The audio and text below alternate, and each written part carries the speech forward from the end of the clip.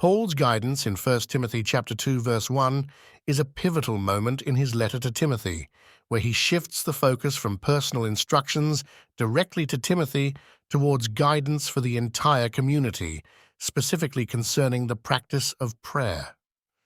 Therefore I exhort first of all that supplications, prayers, intercessions, and giving of thanks be made for all men, he writes.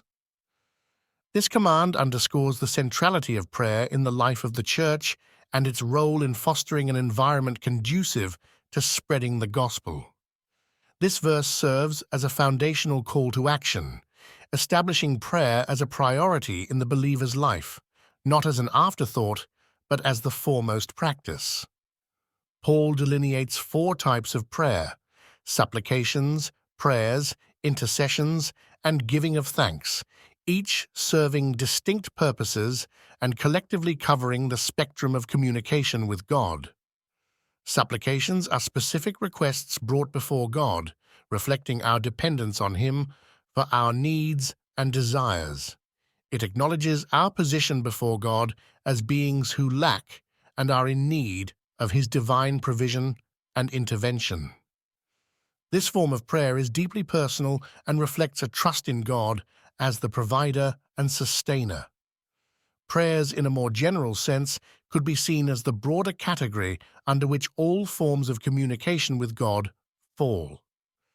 This includes adoration, confession, and other expressions of our relationship with God that may not necessarily include specific asks. Intercessions involve praying on behalf of others, which shows the interconnectedness of the Christian community and the responsibility believers have for each other. It's an act of love and selflessness, stepping into a gap for others, whether they are aware of our prayers or not, and regardless of their status or relationship to us. Giving of thanks is crucial as it shapes how believers view their circumstances, encouraging a posture of gratitude that transcends situations. It is an acknowledgement of God's sovereignty and goodness, recognizing His hand in all aspects of life, both in challenges and in blessings. Paul's emphasis on prayer being for all men is particularly striking. This universal scope includes those within the Church and those outside of it, enemies and friends, those in authority, and those subject to authority. This is reflective of a heart aligned with God's will, as God desires that none should perish, but that all should reach repentance and the knowledge of the truth. The specific mention of praying for those in authority, which Paul expounds upon in the following verses, is critical for understanding the societal context of early Christianity.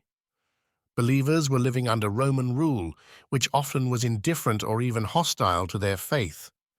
Praying for kings and all who are in authority was not just about seeking a peaceful and quiet life, but also about the opportunity for the gospel to advance unhindered.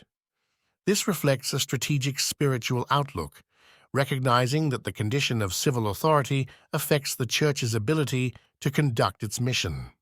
This call to prayer is not merely about changing God's mind or the circumstances, but about transforming the heart of the one who prays.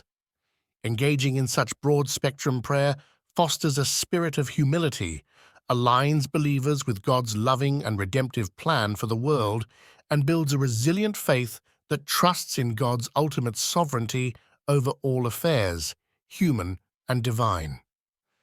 In practical terms, this passage challenges believers to evaluate their prayer life and to broaden their intercessory work. It serves as a reminder that prayer should be a first response, not a last resort. Furthermore, it emphasizes the integral role of prayer in societal relations, particularly in how believers relate to governmental and civic leaders, regardless of political or personal views. For those who follow these instructions, the outcome is a life marked by peace, a testimony characterized by godliness and dignity, and a church strengthened by unity and purpose. It encourages believers to see themselves as active participants in God's work, not only within the walls of their churches, but also in the wider world.